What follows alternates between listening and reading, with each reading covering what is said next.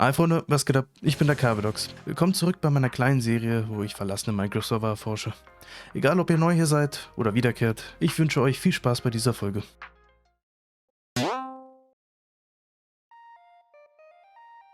Fangen wir mit Supercraft an, ein uralter Server, der ursprünglich 2013 rauskam, wird aber dank moderner Medizin in der Version 1.20.4 am Leben gehalten. Ist die Technik nie was Schönes? Es handelt sich um einen Server für Spieler, die das Spiel nicht gekauft haben. Was wie in der letzten Folge beschrieben bedeutet, dass man ein Passwort im Chat benutzen muss, um darauf spielen zu können. Pro-Tipp Nummer 374: Benutze auf solchen Servern niemals ein Passwort, das du auch woanders benutzt. Der Besitzer des Servers kann das Passwort sehen. Da es ja ein gecrackter Server ist, erlaubt er jedem Spieler freundlicherweise den Skin von anderen Spielern zu übernehmen. Denn Leute, die das Spiel nicht gekauft haben, können sonst ihren Skin nicht wechseln. Ich wusste übrigens nicht, dass Herobrine inzwischen so aussieht. Das Dorf nah an der Stadt scheint schon oft gegrieft worden zu sein. Seltsam ist dabei nur, dass viele Strukturen mit Bedrock zugebaut wurden. Also muss das entweder ein Game Master gewesen sein oder jemand, der Zugriff zu Bedrock hatte. Und ich meine, früher war das möglich, dass man ganz einfach Bedrock kriegen konnte. Hier sehe ich Werbung für einen eingesperrten Zombie, aber der ist inzwischen weg, da der Server auf dem Schwierigkeitsgrad friedlich ist. Also kein Zombie-Freund mehr. Weiter weg befinden sich dann spielergemachte Dörfer mit einem relativ großen, aber leeren Haus in der Nähe. Zurück zum Spawn ging ich rechts zu diesem Leuchtturm und entdeckte eine Stadt am Meer. Hier befindet sich das Enderdrachen-Ei. Also war das bestimmt einer der ersten Spieler, der diese Hafenstadt gebaut hat. Viel weiter weg sehe ich einen schwebenden Text, der vorher am Spawn war. Und der ist unvollständig in der Luft. Hier gab es wohl ein Problem mit der Weltgenerierung und ein Stück einer unvollständigen Kopie vom Spawn hängt hier aus irgendeinem Grund rum. Auf dem Schild in der Nähe steht: Jemand spielt T-Wartung. Nice. Im Nether hängt die Schweinegang ab und wartet darauf, Leute zu überfallen. Aber mit meinen genialen Tricks konnte ich fliehen und eine genüssliche Lavadusche genießen.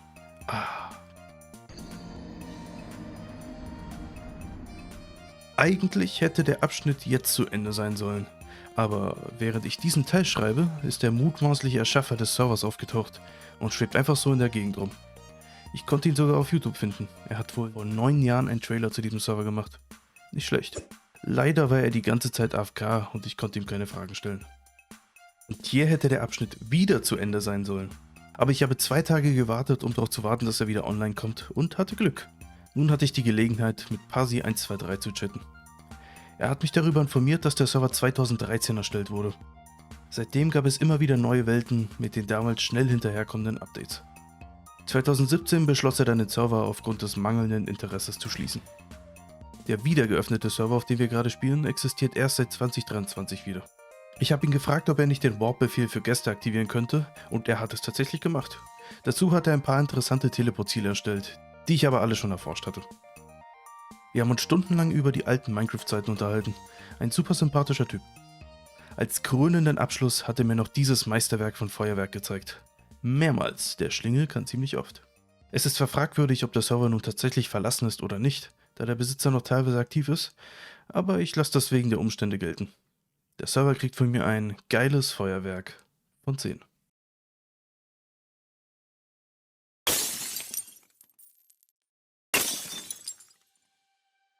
Unser zweiter Kandidat, meine Damen und Herren, ist ein simpler Vanilla-Server. Ein ganz normaler Server, der damals vermutlich von 2 Freunden genutzt wurde, lange Spaziergänge am Strand mag und Tiere liebt. Wir können auf den ersten Blick sofort ein Haus und was auch immer das hier sein soll erkennen. Das erste Gebäude ist ein gewöhnliches zweistöckiges Haus mit einigen Hunden, einer Truhe und einem Verzaubertisch im Innern. Das Glas ist oben leicht beschädigt, aber sonst sieht alles soweit unberührt aus. Die zweite, primitivere Struktur scheint von außen einem Anfänger zu gehören, der bei der interessanten Zusammensetzung von Blöcken ein bisschen zu viel Spaß hatte. Menschen, die Spaß haben, sowas widert mich an. Im Innern finden wir jedoch einen fortschrittlichen Massenschmelzofen, unendliche Lavaquellen und sehr viele Truhen. Vielleicht doch kein Anfängerhaus. Oder vielleicht will man Eindringlinge somit verwirren und sie in dem anderen Haus nachschauen lassen. Ich fall jedenfalls nicht wieder drauf rein. Der Großteil des bebauten Bereichs ist immerhin durch den Spawnschutz unzerstörbar, ohne irgendwelche Adminrechte. Also sind alle Inhalte hier sicher. Fürs Erste. Auf dem Land zwischen den beiden Gebäuden sind mehrere Tierfarmen, eine leere Weizenfarm, eine Zuckerrohrfarm und die altbekannte und geliebte Menschenfarm. Ich habe gehört, Menschen sind zu dieser Jahreszeit besonders köstlich. Abgesehen davon befinden sich hier überall lange, nutzlose Tunnel, die teilweise kilometerlang sind und nirgends hinführen. Tatsächlich scheint es aber schon mal Besuch auf dem Server gegeben zu haben. Mein erster Beweis, eure Damen und Herren, sind diese Truhen voller Müll, die mit Glowstone beleuchtet werden. Das könnte natürlich auch von den Besitzern gemacht worden sein, um Gäste willkommen zu heißen. Aber, oh, was ist denn das weiter hinten? Zweiter Beweis, die Gäste haben die schwebenden Bäume mit Erde befüllt, weil sie finden, schwebende Bäume zu hinterlassen gehört sich nicht. Das macht die Umgebung hässlich. Trotz der Beweise kann ich die Besucher nicht mal dafür verurteilen, weil sie absolut recht haben. Ruhe im Gerichtssaal. Euer Ehren, bitte verhaften Sie die Serverbesitzer. Ja, diese Monster da drüben. Danke. Der Server kriegt von mir einen schwebenden Baum von 10.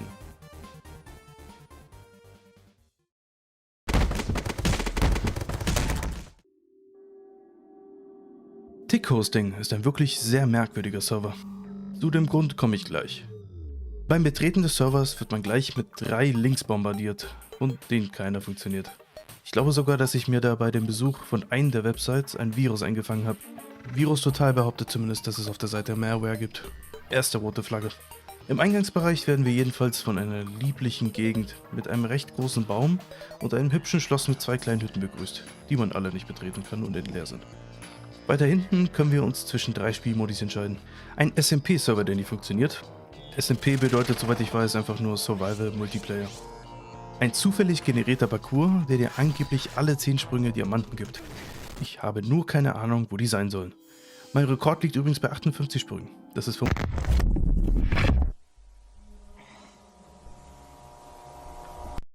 Und dann ein Rollenspiel-Server. Der Roleplay-Server ist der einzige interessante, da man hier, wie es aussieht, im Tutorial-Gebiet Missionen für die Dorfbewohner erledigen kann. Jedoch kann man nur einmal mit dem Speed reden und da funktioniert nichts mehr. Also muss ich ab hier wieder improvisieren.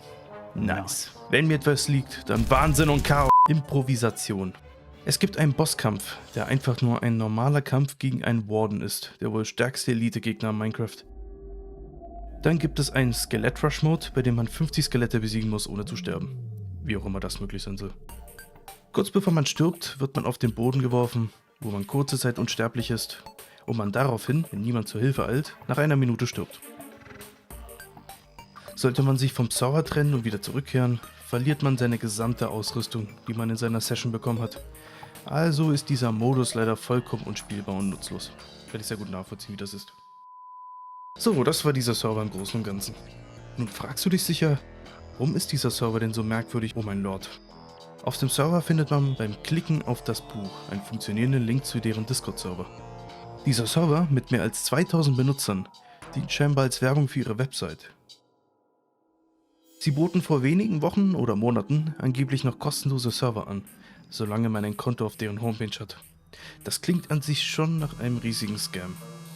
Deren Discord ist voll von Bots, die Werbung für ihre kostenlosen 50$ Gutscheine für Steam machen, mit offensichtlichen Phishing- und Viruslinks. Coole Sache. Außerdem steht in deren News-Kanal, dass sie ihre Seite verkaufen wollen. Wenn man bedenkt, dass es diese Seite seit weniger als einem Jahr gibt, haben die aber verdächtig schnell aufgegeben. Ihr YouTube-Kanal hat 4 Videos mit wenigen Aufrufen, bei denen es sich um Tutorials beim Umgang mit ihrer Website handelt. Sieht legitim aus, aber alle Videos werden von dieser furchtbaren, nicht vertrauenswürdigen TikTok-KI-Stimme aus meinen Albträumen begleitet. Ich weiß nicht, was ich von dieser ganzen Sache halten soll, aber mein Hirn schreit nur, flieh, solange du noch kannst. Das aber könnten auch die Seelen der Verdammten sein, die ich in meiner leeren Hölle gefangen halte. Wer weiß. Aber, ob das nun ein Scam war oder nicht, der Dienst, der Discord-Server und der Minecraft-Server von diesem Anbieter sind inzwischen definitiv alle tot. Ich gebe diesem Server ein, 2 von 95 Sicherheitsanbietern haben diese URL als bösartig gekennzeichnet. Von 10.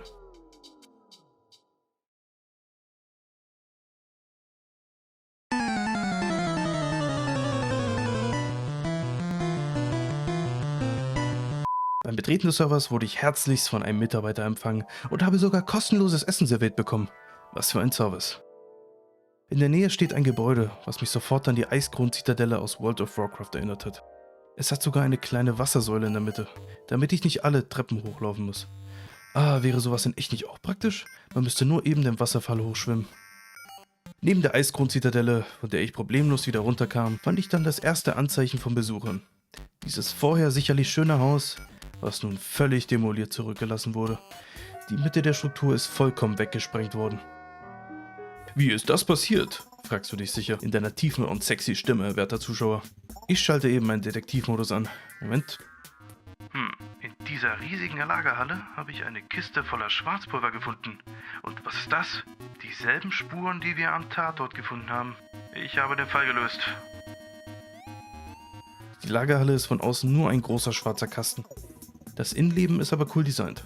Obwohl viele Kisten weg sind, gibt es dafür viel mehr, die weiterhin mit einigen Sachen aufgefüllt bleiben. Das waren wohl sehr faule Diebe und Griefer. Neben der Lagerhalle wartet eine Monsterfarm hoch oben in der Luft.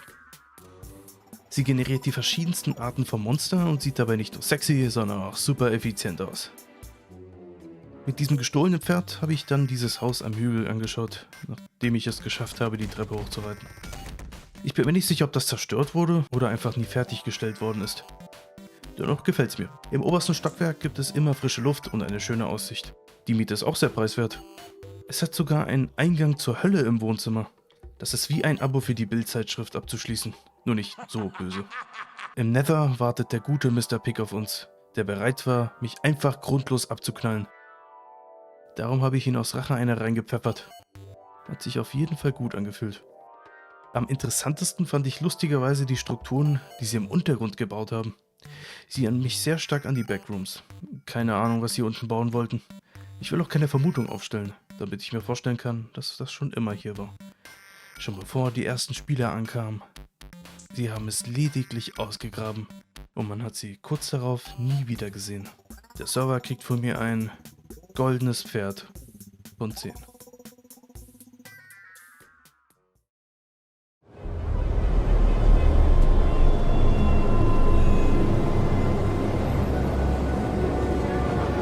Hier haben wir einen namenlosen Server, dessen IP ebenso irgendwie online geraten ist.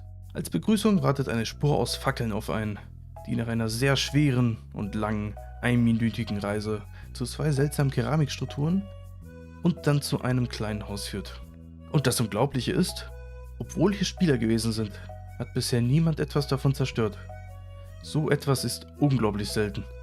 Das könnt ihr mir glauben.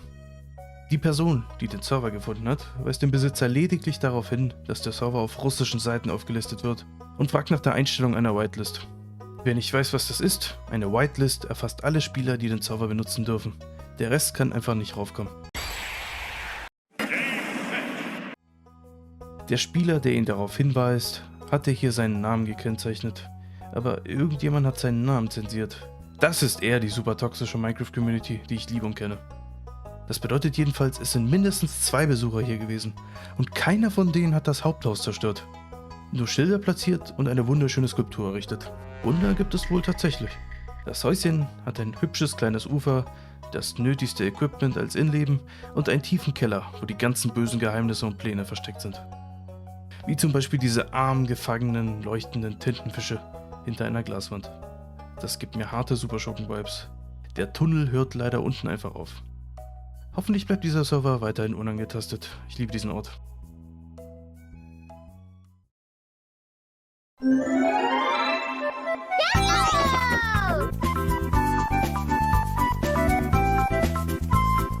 The Grotto ist ein Server, den es seit über 10 Jahren gibt. Abgesehen vom mega coolen Piratenhafen am Spawn mit diesen alten Schiffen, gibt es auf dem Server hier leider auch nichts mehr, was funktioniert. Die Portale für die Creative-Welt und für die Survival-Welt stehen bereit, tun aber leider nichts. Das ist ja fast wie ich. Es gibt jedoch ein Portal zu einer Paper Mario Welt, was noch voll funktionsfähig ist. Es dauert zwar eine Minute, bis es geladen hat, aber dann kann man die ganzen Namen der Level von Super Mario The Thousand Year Door sehen. Aber wie so viel anderes hier, funktionieren die Teleporter leider auch nicht. Das Starthaus von Mario steht wenigstens bereit, um von jedem angesehen zu werden, der sich bisher hertraut. Es ist aber nicht alles verloren. Der Online-Shop funktioniert zwar nicht mehr, aber dafür interessanterweise das Forum. Sonst ist das doch immer andersherum. Seltsamerweise steht hier, dass 189 Gäste momentan auf dieser Seite sind. Unheimlich. Ich fühle mich wie bei einem Therapeuten, der mich fragt, ob diese 189 Gäste momentan in diesem Raum mit uns sind. Ja, sind sie. Wenn ich das richtig einschätze, war der Server von 2014 bis 2016 relativ gut besucht. Danach gab es 2017 nur noch wenige Posts von The Golden Hammer. Der fragt, ob die Welt gelöscht und neu gestartet werden kann. Der Besitzer des Servers hat zwar geantwortet, aber es scheint nichts Großes passiert zu sein, da kein großes Interesse bestand. 2019 hat dann Vertical gefragt, ob der Server irgendwann wiederbelebt sein wird und ob die Map funktioniert. Hier hat der Besitzer Hockey Mikey ebenfalls geantwortet und ihn oder sie darüber informiert, dass die Map funktionieren sollte. Und tatsächlich, die Map im Forum funktioniert, obwohl der Server es nicht tut. Hier sehen wir auf einen Blick 10 Jahre Minecraft. Es wurden hier sehr viele Burgen mit Mauern gebaut. Das hat irgendwie jeder damals gemacht. Ich eingeschlossen.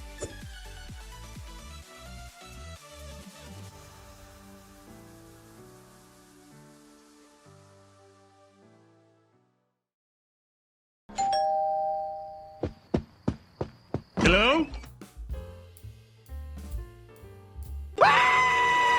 Estinet ist ein Server mit vielen verschiedenen Spielmodi und Welten, die damit verbunden sind und über diesen Server hier betretbar sind.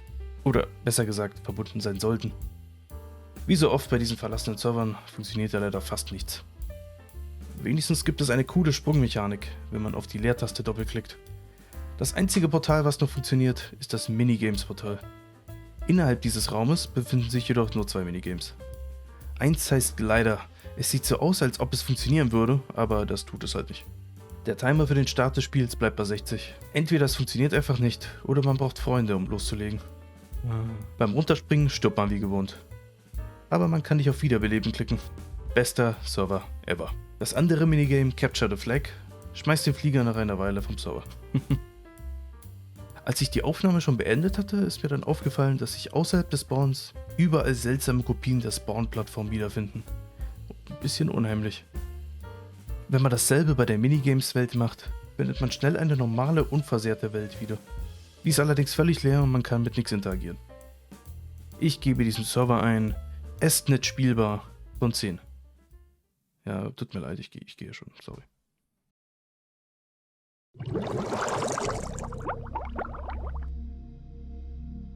Ein namenloser und völlig zerstörter Server. Alles am Spawn ist reinstes Chaos. Der Wahnsinn kontrolliert hier alles. Das ist schon mal ein großes Plus auf meiner Liste, sehr gut. Unangetastet ist hier auf der Oberfläche nur dieses kleine Gebäude aus Birkenholz in der Distanz. Ich habe lange nach irgendwelchen weiteren Lebenszeichen hier gesucht und bin tatsächlich fündig geworden. Im Nether sind 2 Truhen. Ja, das war's, mehr gibt's hier nicht. Leider sind die meisten Server, die ich hier finde, meist wie dieser hier.